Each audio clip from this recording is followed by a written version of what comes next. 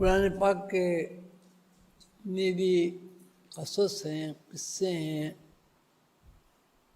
یا قرآن پاک میں جو حکمتیں بیان ہوئی ہیں، ان کے بارے میں خود اللہ تعالیٰ نے قرآن پاک میں ایک دفعے سے زیادہ وضاحت فرمائی ہے کہ ہم جو بات سمجھاتے ہیں، بیان کرتے ہیں، ایک تو وہ شعوری استطاعت کے مطابق ہوتی ہے، اور دوسرے یہ کہ ہم ان کو مثالوں سے بیان کرتے ہیں تاکہ مثالوں سے لوگ آسانی کے ساتھ بات کو سمجھ سکیں۔ وَيَضْرِبُ اللَّهُ لِلنَّاسِ أَمْثَالَ، کہ ہم مثالیں دے دے کر لوگوں کو اپنی باتوں کی وضاحت سے آگاہ فرماتے ہیں۔ قرآن پاک کا سیاق و سباق کے قرآن پاک کا اسلوب بیان پر جب آپ غور کریں گے تو ایک بات اس میں لوگ کہتے ہیں کہ قرآن میں ریپیٹیشن بہت ہے، ریپیٹیشن ہے۔ ریپیٹیشن سے مراد جو لفظ ریپیٹیشن کا بولا جاتا ہے وہ معنی اور مفہوم کے اعتبار سے کمزور ہے اور ناقص ہے۔ ریپیٹیشن کا مطلب یہ ہے کہ وہ یہ کہتے ہیں کہ ایک ہی بات کو بار بار بیان کیا گیا ہے، لیکن جب ہم یہ کہتے ہیں وَيَضْرِبُ اللَّهُ الْأَمْثَالَ لِلنَّاسِ، اللہ تعالیٰ اپنی بات پہ مثالیں دے دے کر سمجھاتے ہیں، کس کو؟ لوگوں کو۔ وَيَضْرِبُ اللَّهُ الْأَمْثَالَ لِلنَّاسِ، لوگوں کو۔ اس کا مقصد یہ ہوتا ہے کہ لوگوں کی جو ذہنی شعوری استعداد ہے، صلاحیت ہے، قابلیت ہے، سکت ہے، اس کے مطابق اللہ تعالیٰ بات کو بیان کرتے ہیں، اور پھر اس بات کی مزید گہرائی میں اترنے کے لیے، مزید وضاحت کے لیے اس کو پھر مثالوں سے بیان کرتے ہیں۔ وَيَضْرِبُ اللَّهُ الْأَمْثَالَ لِلنَّاسِ، اور اللہ تعالیٰ مثالیں دے دے کر لوگوں کو سمجھاتے ہیں تاکہ بات ان کی شعوری استعداد کے مطابق ان کی سمجھ میں آ جائے۔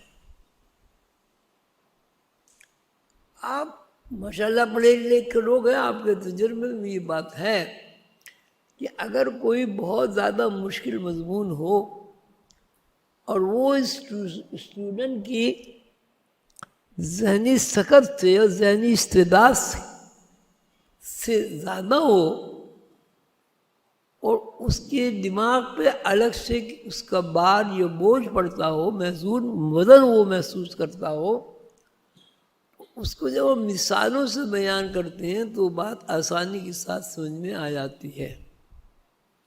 اسی طرح عقیدہ سوریے، دوسرے حساب کتاب، اس میں آپ نے دیکھا ہوگا کہ مثالیں دے کر کسی چیز کو جب بیان کیا جاتا ہے وہ باتیں بڑی آسانی سے ذہن نشین ہو جاتی ہیں۔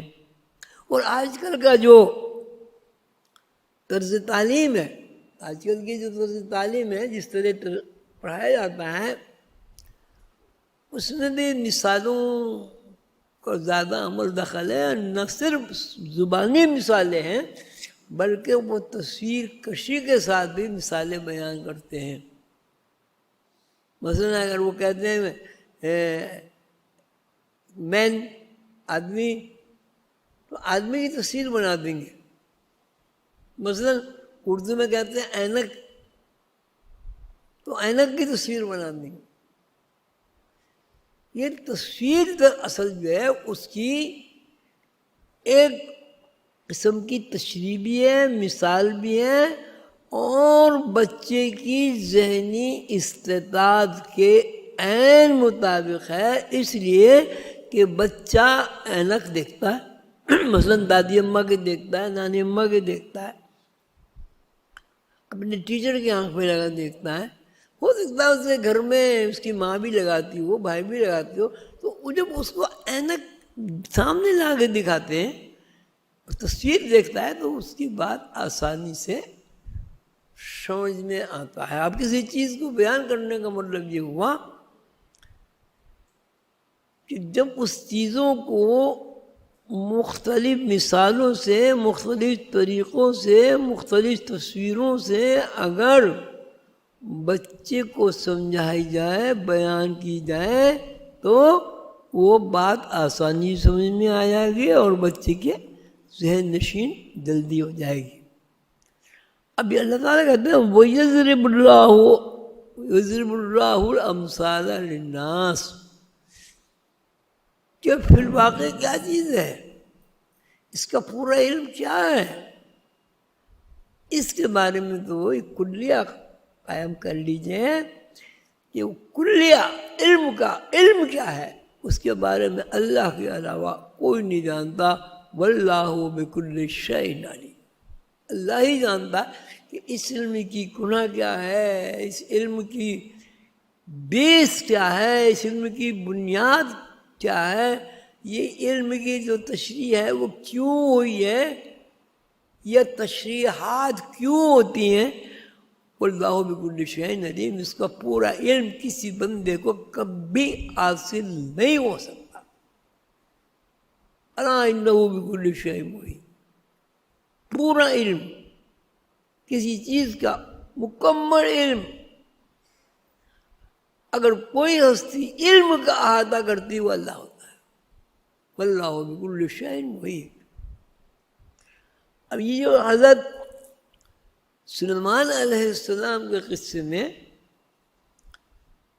جو ٹائم اسپیس کا تذکرہ اللہ تعالیٰ نے فرمایا ہے قرآن پاک میں، اور سیدنا حضور علیہ السلام نے اس کی تشریح بیان کی ہے، یہ تفصیلات بیان کی ہیں، وہ دراصل اس لیے ہے کہ انسانی شعور کی استعداد کے مطابق بیان کیا جائے اس علم کو اس طرح کہ انسانی شعور پر اگر بوجھ پڑتا ہو، وزن پڑتا ہو، تو کم سے کم پڑے اور انسانی شعور اس بات کو سمجھ لے. اب اس کی آیت پڑھیں. کیا ہے آیت؟ آیت پڑھو. قال فیکم من الجن انا آتیک بہ قبل ان تقوم من مقامک. یعنی ایک جن بولا اور اس نے یہ کہا کہ اس سے پہلے کہ آپ دربار برخاست کریں وہ تخت موجود ہو جائے گا دربار میں. جی آگے پڑھیں. وَإِنِّي عَلَيْكِ لَحَفِيظٌ أَمِينٌ قَالَ الَّذِي إِنَّهُ عِلْمٌ. اور اس نے کیا کہا کہ جو علم صحیح ہے وہ تو اللہ کا علم ہے، اللہ ہی خبیر ہے، اللہ ہی علیم ہے. مجھے تو اللہ تعالیٰ نے جو علم عطا فرمایا ہے اس کے بارے میں اس بات سے باخبر ہوں، ان فارمولوں سے آگاہ ہوں. اللہ تعالیٰ نے مجھے سمجھا دیے ہیں کہ اس سے پہلے کہ آپ کا دربار برخاست ہوگا میں ملکہ سبا کا تخت اس دربار میں موجود کر دوں گا. جی. قال الذي عنده علم من الكتاب انا آتيك به قبل ان يرتد اليك طرفك فلما رآه مستقرا عنده قال هذا من فضل ربي. بس ٹھیک ہے. ایک وہاں جن کے ساتھ ایک بندہ یعنی انسان بھی بیٹھا تھا جنات کی اور انسان کی نسلیں اور نوعیں الگ الگ ہیں. ایک نوع اجنہ، اس نے یہ کہا کہ اللہ تعالیٰ کی رحمت سے اور اللہ تعالیٰ کی بخشش سے، عنایت سے، مہربانی سے مجھے اللہ تعالیٰ نے وہ علم عطا فرمایا ہے کہ اس سے پہلے کہ اے سلیمان علیہ السلام آپ دربار برخاست کریں، وہ تخت موجود ہو جائے گا. وہ بولا میں بھی حاضر ہوں. یہ میرے بھائی نے جو کچھ جن نے کہا ٹھیک ہے، مجھے بھی اللہ تعالیٰ نے علم عطا فرمایا ہے. اللہ تعالیٰ نے مجھے بھی کتاب کا علم سکھایا، یعنی قرآن پاک کا دیکھیں علم من الکتاب، علوم من الکتاب نہیں، علم من الکتاب. اس کتاب کے علوم کے ذخیرے میں سے ایک علم اللہ تعالیٰ نے مجھے بھی سکھایا. علم علوم نہیں، علم من الکتاب، کتاب کے علم میں سے ایک علم اللہ تعالیٰ نے مجھے بھی سکھایا. علم من الکتاب. انا آتی کبھی قبل ان یرتد الیک طرفک، اس سے پہلے کہ آپ پلک جھپکیں تخت موجود رہے گا. حضرت سلیمان علیہ السلام نے جنات کی بات سنی اور انسان کی بات سنی. ابھی انہوں نے نہ ہاں کہا، نہ کہا، نہ یہ کہا ٹھیک ہے. اس سے پہلے وہ کوئی فرماتے کہ ہاں تو خط وہاں موجود ہو گیا. بھی جیسے اس بندے نے ارادہ کیا، انما امرہ اذا اراد شیئا ان یقول له کن فیکون. جب اللہ تعالیٰ کسی بندے کو علم عطا فرما دیتے ہیں، اب بندے کا اس میں کوئی وصف نہیں، اللہ کا وصف ہے، تو وہ بندہ جو کچھ کہتا ہے وہ لوح محفوظ کے نقش ہو جاتا ہے اور اس کی فوراً تعمیل ہو جاتی ہے. اس بندے نے کہا اے سلیمان علیہ السلام میرے پاس اللہ کی کتاب کا علم ہے. اس جن نے نہیں کہا میرے پاس کتاب کا علم ہے، اس کے پاس بھی علم تھا. اس نے کہا علم من الکتاب، میرے پاس کتاب کے من الکتاب، کتاب کے علوم میں سے کی علم میرے پاس بھی ہے. علم من الکتاب، کتاب کے علوم میں سے ایک علم میرے پاس بھی ہے. علم من الکتاب، علم ایک علم سے ہے، کتاب کے علم میں سے ایک علم مجھے بھی اللہ تعالیٰ نے عطا فرمایا.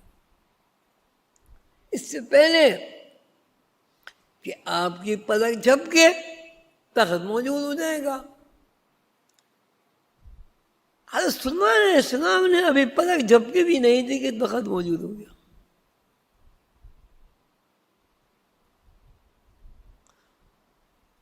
تو تخت موجود ہو گیا. اب اس نے یہ کہا کہ یہ جو علم ہے یہ اللہ تعالیٰ کی طرف سے. قال الذی عنده الکتاب انا آتیک به قبل ان ترتد الیک طرفک. ہاں فلما رآه مستقرا عنده قال هذا من فضل ربي. کیا ترجمہ؟ پھر جب دیکھا وہ دھرا اپنے پاس ہاں پھر وہ دھرا اپنے پاس دیکھا. جب وہ تخت ان کے پاس آ گیا ہاں انہوں نے اپنے پاس دیکھا، ہاں کہا یہ میرے رب کی فضل سے ہے. کہا اور وہ تخت آ گیا. حضرت سلیمان علیہ السلام کی پلک جھپکنے میں کتنی دیر لگی؟ اب پلک جھپ کے جو کیا انہوں نے تخت وہاں رکھا ہوا تھا. سارا دربار حیران پریشان ہو گیا، یہ کیا ہو گیا؟ تقریباً 1500-1600 میل کا فاصلہ، یہ کیا ہو گیا؟ بھائی اتنا 1500-1600 میل کا فاصلہ تو ہوائی جہاز میں بھی نہیں طے ہو سکتا. وہاں آئے گا، ایئرپورٹ پہ آئے گا، پھر تخت کو رکھا جائے گا، پھر اس کو لوڈ کیا جائے گا، پھر وہ اترے گا، پھر لوڈ، کوئی ممکن نہیں، کوئی ممکن نہیں. لوگ حیران ہو گئے، پریشان ہو گئے کہ ابھی جو ہم نے آنکھ بھی نہیں کھولی، اب پلک جھپکنے کسی کو کیا پتا ہوتا ہے؟ کتنے پلک جھپکتی کسی کو پتا تھوڑی ہوتا ہے. 1 منٹ میں کتنے پلک جھپک گئی کسی کو پتا نہیں. ہاں پڑھو، ترجمہ پڑھو. یہ جب دیکھا اس نے اپنے پاس کہا یہ میرے رب کے فضل سے ہے. جب اس نے یہ دیکھا کہ میں نے یہ عرض کیا، اللہ تعالیٰ کے انعام و اکرام کا شکر ادا کیا، اور میں نے ارادہ کیا کہ وہ تخت موجود ہو جائے، تو وہ تخت موجود ہو جائے گا. اس میں میرا کوئی وصف نہیں ہے. کیا ہے؟ پڑھو پڑھو، ترجمہ پڑھو. فلما رأى مستقرا، ہاں جب اس نے دیکھا اپنے پاس اس تخت کو، ہاں تخت، وہ اپنے پاس قال هذا، ہاں کس نے، کہا یہ من فضل ربی، یہ میرے رب کا فضل ہے. یہ بھی اس میں میرا کوئی وصف نہیں ہے. میرا کوئی وصف نہیں، میرا کوئی تعریف نہیں. میرے رب نے مجھے یہ علم عطا فرما دیا، اس کا میرے ذریعے. اللہ تعالیٰ کسی کے ذریعے کرا سکتے ہیں، میرے ذریعے میرے رب نے اس کا مظاہرہ فرما دیا. میں بڑا عاجز مسکین بندہ ہوں، میرا اس میں کوئی وصف نہیں، میری اس میں کوئی قابلیت نہیں ہے. جی آگے. لیبلونی اشکر ام اکفر، جب جانچنے کو میں اس کا شکر ادا کرتا ہوں یا ناشکری. ومن شکر فإنما یشکر لنفسہ، یہ ان کی طرف سے ہے کہ بندہ اس علم کو سیکھے. شکر کا مطلب ہے استعمال. جو قندر بابا کہتے ہیں شکر کا ترجمہ ہے استعمال. اب مثلا آپ کو گھڑی کسی دوست نے دی، بڑی قیمتی، ہم نے لے کے آپ اسے روز سامنے رکھے، یار تیرا دوست شکر ہے، یار تیرا شکر ہے، یار تیرا دوست بہت شکریہ، یار تو بہت اچھا آدمی، تیرا شکریہ، تھینک یو یار، بہت تو نے. اور گھڑی پہنے نہیں، شکر ادا ہو گیا؟ شکر ادا ہو گیا؟ تو شکر کا مطلب میسی زبانی جمع خرچ نہیں ہے. شکر کا مطلب ہے استعمال. اللہ تعالیٰ آپ کو پیسے دے رہا ہے، کسی کو پیسے دیے، وہ کنجوس بخیچوس ہو جائے، نہ کھاتا ہے نہ کھلاتا ہے نہ کسی کو دیتا. شکر کرتے رہے یار، شکر تو مجھے اتنے پیسے دے، یار تو شکر اب 1 لاکھ ہو گئے، اب 2 لاکھ ہو گئے، اب 10 لاکھ ہو گئے. اس کو آپ کیا کہیں گے؟ شکر کہیں گے؟ میرے پاس اگر یہ گھڑی کیا کہتے ہیں 10,000 روپے ہیں، تو لوگوں کے پاس تو 1 لاکھ روپے کی گھڑی کیا ہے؟ یہ شکر نہیں ہے. اس لیے کہ اگر تمہارے ہاتھ میں 10,000 روپے کی گھڑی بندھی ہوئی ہے، ایسے تمہارے بہت سارے بھائی ہوں گے جو 10 روپے کی گھڑی اپنے ہاتھ پہ نہیں باندھ سکتے. سمجھ ہوا کہ اللہ تعالیٰ نے آپ کے اوپر کرم فرمایا، رحم فرمایا، خصوصیت فرمائی. جو بندہ اللہ کا 10 روپے کی گھڑی نہیں دے سکتا، یہ اس کی تمنا ہے، آرزو ہے، وہ اس کو وہ ملی نہیں، اور آپ کو وہ چیز اللہ تعالیٰ نے عطا فرما دی جو اس کا وہ کبھی میرا خیال ہے تصور ہی نہیں کر سکتا اگر اللہ نہ چاہے تو، حالات پیدا نہ کرے. اس بات کا شکر ادا کرنا چاہیے. ایک صاحب کے پاس اللہ تعالیٰ نے عطا فرمایا کپڑا، حالانکہ وہ کپڑے کے کاروبار میں لگے رہتے تھے. 40,000 کا لٹھا.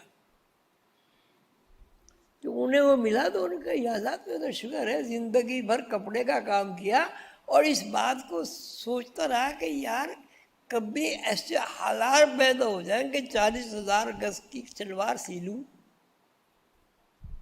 کیا مطلب ہوا؟ نہیں ملا اسے.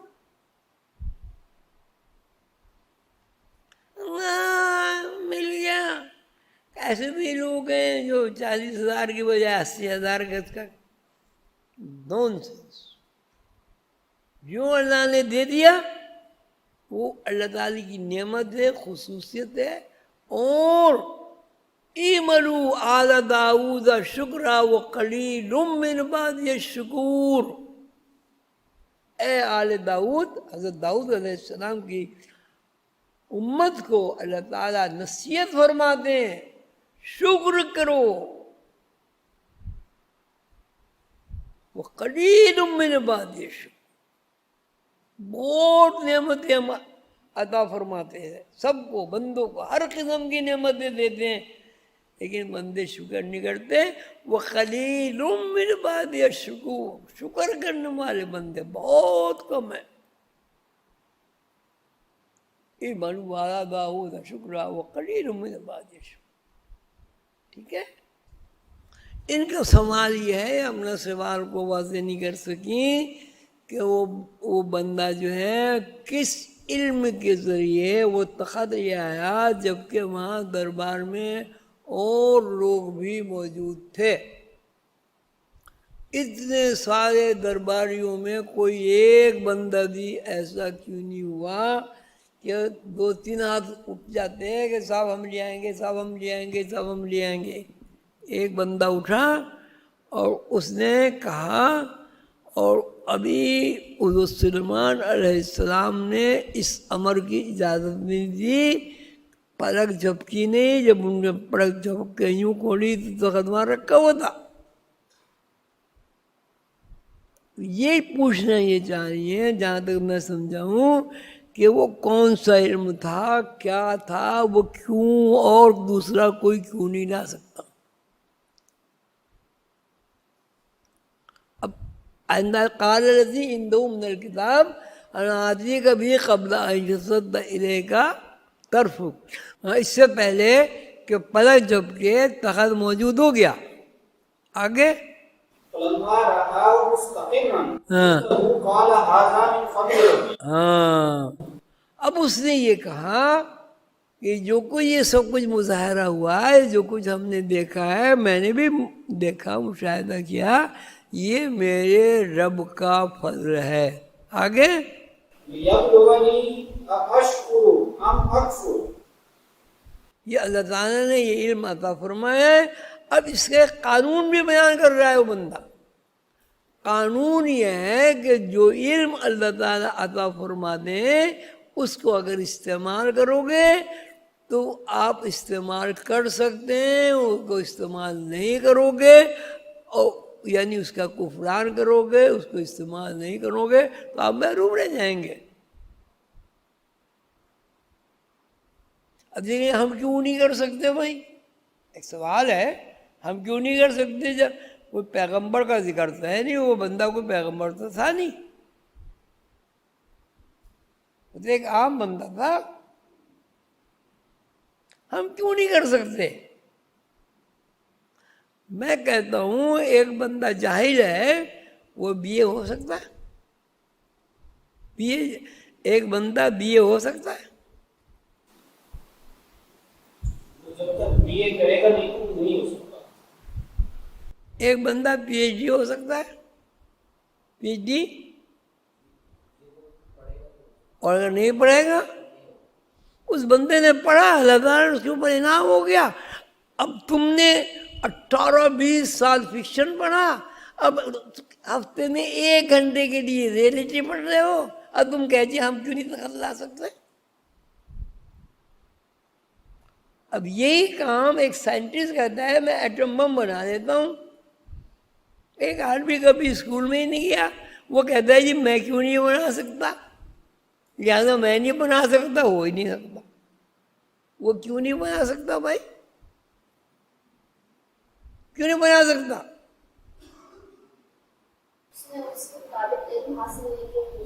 بس تو یہ سوال کہ کوئی بندہ اور کیوں نہیں کر سکتا، ہم کیوں نہیں کر سکتے؟ اس لیے نہیں کر سکتے کہ یہ علم ہم نے سیکھا ہی نہیں ہے، نہ ہمیں کسی نے سکھایا، نہ کسی نے اس علم کی طرف ہمیں رغبت دلائی. جن نے یہ کہا کہ میں طاقت لا سکتا ہوں، اس نے ساتھ ساتھ یہ بھی کہا کہ میں قوی بھی ہوں اور امیر بھی ہوں۔ ایت پڑھو۔ وَإِنِّي عَلَيْهِ لَقَوِيٌّ أَمِينٌ۔ اچھا، جبکہ انسان جس کے پاس علم کتاب تھا، اس نے صرف یہ کہا کہ میرے پاس علم کتاب ہے اور اتنا وقت ہے کہ میں بدل تبدیلی اور عمل بیان کروں، تو اس نے فوراً عمل کرنے لگے۔ جن نے یہ وضاحت کری کہ میں قوی بھی ہوں اور امین بھی ہوں، اس نے یہ کیوں آئیڈینٹیفائی کیا؟ اب یہ دیکھیں، یہ بڑا آپ نے بڑا اچھا سوال کیا۔ اب یہاں طرز فکر اور سوچ اور تھنکنگ کا مسئلہ زیر بحث آ گیا۔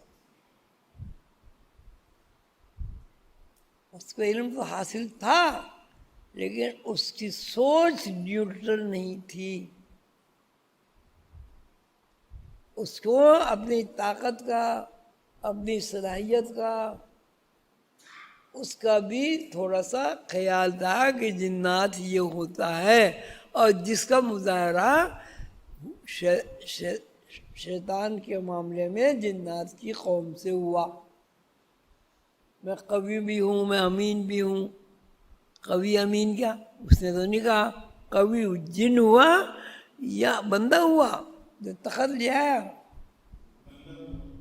امین وہ ہوا یا یہ ہوا؟ لیکن آپ اس کی علم سے انکار نہیں کر سکتے۔